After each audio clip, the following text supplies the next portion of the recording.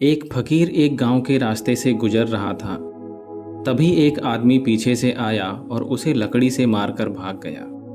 इस भाग दौड़ में फकीर को चोट पहुंचाने में उसके हाथ से लकड़ी छूट गई और जमीन पर गिर गई। फकीर लकड़ी उठाकर उसके पीछे दौड़ा कि मेरे भाई अपनी लकड़ी तो लेते जाओ। ये सब एक दुकान का मालिक देख रहा था। उसने ऐसी विचित्र घटना नहीं देखी थी। दुकान के मालिक ने कहा, पागल हो गए हो? वो आदमी तुम्हें लकड़ी मार कर भाग गया और तुम्हें उसकी लकड़ी लौटाने की चिंता हो रही है। फकीर ने कहा, एक दिन मैं एक वृक्ष के नीचे लेटा हुआ था। वृक्ष से एक शाखा तभी मेरे ऊपर गिर पड़ी। तब मैंने उस वृक्ष को कुछ भी नहीं कहा। आज इस आदमी के हाथ से लकड़ी मेरे ऊपर गिर पड़ी है। मैं इस आदमी को भला क्यों कुछ कहूँ?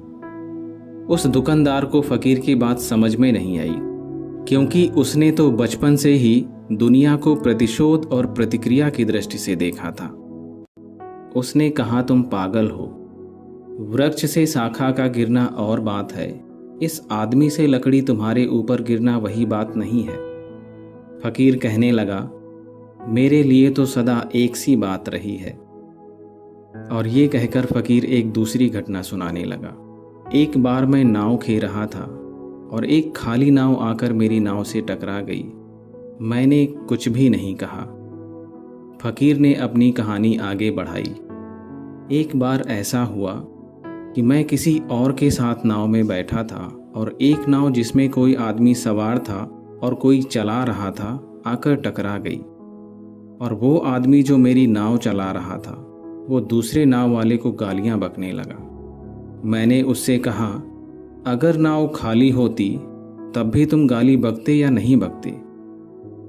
तब उस आदमी ने कहा, खाली नाव को गाली क्यों बकता? फकीर ने कहा, गौर से देखो, नाव भी एक हिस्सा है उस विराट की लीला का।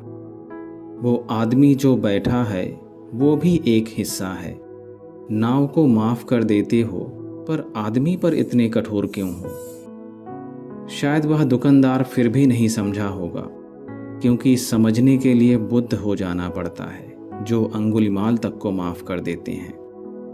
हम में से कोई भी समझ नहीं पाता कि माफ करना नहीं होता, ये तो अंदर से आता है और एक बार घटित हो जाता है तो आप किसी पर दोष ही नहीं लगाते, बस माफ करते हैं, क्योंकि सब विराट की लीला है। सब उस विराट का हिस्सा है।